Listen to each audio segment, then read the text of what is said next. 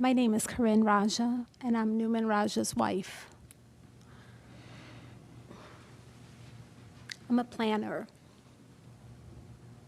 I'm an avid reader and writer. I've written and rewritten this millions of times in my head. In the process, I often find my hands clenched in fists. I have so many emotions, but mostly I find myself angry. I've been married to Newman Raja for over 16 years.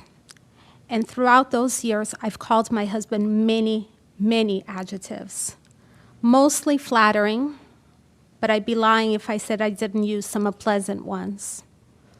Like when he forgot the garbage inside the trunk of my car instead of taking it to the dumpster for over 1 week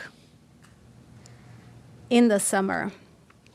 There is, however, a noun that has never crossed my lips while describing him, and that is murderer. The morning of October 18th, 2015 forever changed the course of many lives in this room. For the Jones family, it will synonymously be remembered as the day that they lost a son, a brother, a friend. Privately, we also mourned for the Jones family. We prayed daily for Corey Jones and his family. But for our family, October 18 also marks a day of loss. In the days, weeks, months following the death of Corey Jones, my husband was branded a racist, a criminal, a murderer. Prior to setting foot in this courtroom or even being charged, he received threats. He was judged by the media who chose to print what they deemed as facts, omitting what did not fit their agenda. Misconceptions about a grand jury trial, whether or not Corey Jones had a gun, or whether or not Raja had identified himself. It all became irrelevant. My husband, the hunter, the monster, the angel of death. But today I'm here to tell you about the real Newman Raja, my husband, my partner, my best friend. He has been in jail for 49 days. Since his imprisonment, we have received 141 letters from him, 3 per day to be precise, 1 for me and 1 for each one of our children.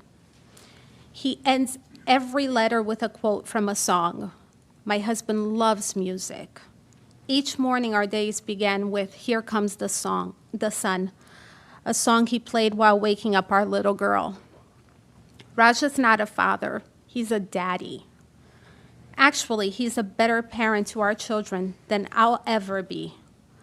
While in today's society, most parents hand their children an iPad and tell them to go away, my husband taught my son how to build catapults with scrap wood and my wooden spoons, much to my dismay. Together, they have mastered every design in paper airplanes imaginable. When combing our daughter's hair and a rubber band could not be found, it was tactical dad to the rescue with shock cords. When our daughter wanted to play beauty salon, he would sit for hours at our kitchen table while she perfected the best shade of blue eyeshadow for him. While our children attended a conservative temple for early childhood care, I volunteered to chair the graduation. Being the planner that I am, I needed the cake to match the decor. Unfortunately, the PTA budget did not allow for it. When I asked the rabbi about baking it, he said it had to be done in a kosher kitchen. Without hesitation, I said, sure. Then I volunteered my husband. My Muslim husband sat in a synagogue for 8 hours to bake cake for children he did not know. To say he was a hands-on dad would be trivial. Raja is the backbone of our children's life. He has been the primary caregiver since the day they were born. I'm sure that by now you have received and read character letters on his behalf. I've read them all as well, and they're nice, they're lovely, but they don't scratch the surface. Raja's captivating. Within 5 minutes of you knowing him, you are family.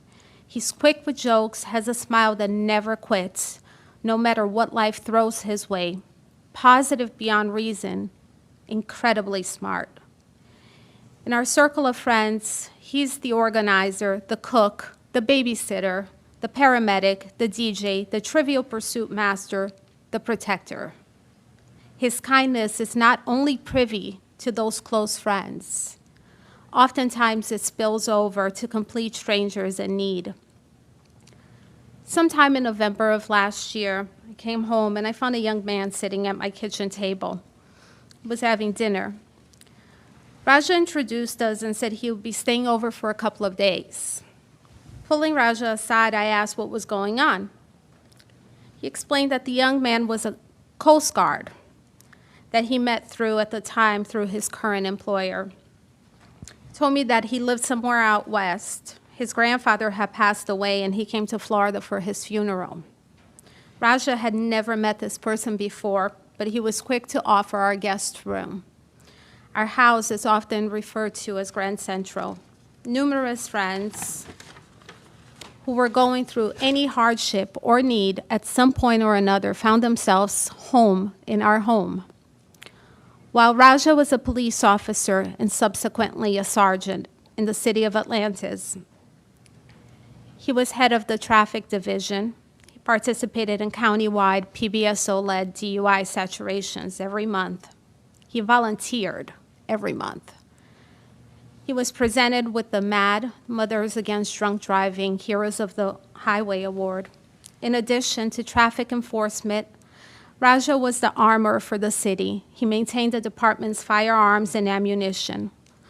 Raja was a firearms instructor and frequently had to qualify the officers within the department at the range. He wrote all the grants for the city, often was the go-to person for all IT problems with department vehicle laptops. Whenever a new county program was implemented, he was also our department representative. In addition, Raja was one of 2 FTOs, which are field training officers. He trained any new hire that the city may have had. He's also been recognized by the TSC, which is the Terrorist Screening Center, for his assistance with investigating local terrorists in our area. Sometime in 2010, the DHSMV switched to electronic tickets. They would not issue any ticket numbers to personal email accounts. Atlantis, being a small city, did not have their own domain. When Raja learned the city would not pay for a needed email portal for the department, Raja took it upon himself to pay for every single officer's email domain for 4 years, the entire police department. He never asked for reimbursement. It was not until Raja was fired from Palm Beach Gardens that he received a letter from the city saying, "We had no idea you were paying," and partially received the reimbursement. Raja loved being a cop, but there was something inspiring about hearing him speak of being a teacher. His eyes would light up every time he spoke about a student getting hired, surpassing a challenge, or even just getting a good grade on a test. Right before leaving for the academy to teach, although he never mentioned it, he was always a little nervous. Stand in front of the mirror. It did not take long, and word about Raja's, the instructor, spread among the students. What started out as a part-time job evolved into a passion, and often he said that once he retired, he would continue teaching. He taught general subjects, firearms, defensive driving, first aid. He was also an active shooter instructor and critical incident instructor. Raja was admired by all his students, and even today he continues to receive letters about the impact that he has made in their lives. Hundreds of them walk these streets today proudly wearing a badge. Although most of them have been discouraged to be here today, I would like to share a couple of messages that I have received privately without disclosing their names. Corinne, not sure if you remember me, but I just wanted to say that your husband is a great man, and one of the sole reasons why I wear a badge today. He looked out for me, taught me, got me hired. Quite frankly, I am the man that I am today because of him. I pray for him and your family every day. Please let me know if you need anything. Another one wrote, "My heart goes out to you and your family. It is a sad day when a split-second decision is judged by people who would never risk anything for anyone else. Raja is a good man and personally has kept me from making rash decisions that could have affected my career. I'm saddened to see the outcome of this and hope that by some miracle an appeal can be made. I've known this man for many years and never once thought of him as someone who would make a life-ending decision unless absolutely necessary. He was the guy that put everyone else ahead of himself. He is caring, respectful, passionate, and loving. Most importantly, he's my friend." I have received many of these messages, but I understand that support is not worthy of front-page news. Raja has been made public enemy, and that perception will not change. Why I'm so angry is that the wrong person was chosen to be the sacrificial lamb. Raja is the man you wanted serving and protecting you. He is the man you wanted teaching these brave men and women who are out on the street and risk their lives daily, that get spit on, that get kicked, that get bitten, that have guns pointed at them. I'm so sorry for the Jones family and their loss. By all accounts, Corey Jones was a good man, but I could assure you, Your Honor, so is my husband. Sadly, a life was lost, and while the state capitalized for a W on a bereaving family, it was at the cost of mine. A few days after the verdicts came out, I was reading the news. There was a picture of Mr. Jones' brother, and I believe his aunt. They were hugging in the hallway right outside the courtroom. His smile was jubilant. It was genuine, warm. I was so taken back by his happiness that I smiled at his happiness. But on that same breath, I tasted every tear that my children have cried over this. In this very courtroom, it was stated that with great power comes great responsibility, Your Honor. And while I feel the system has failed my husband and my family time and again, you have the power to alleviate some of that bleeding. During the nearly 3 years of house arrest, my husband was allowed to step in our backyard 3 times. He abided by every restriction the state imposed upon him. He never once deviated. He proudly served the community for 8 years, and even after being fired and no longer an officer of the law, he never walked out of the house without an article of clothing that didn't have an American flag on it. He is the epitome of a patriot.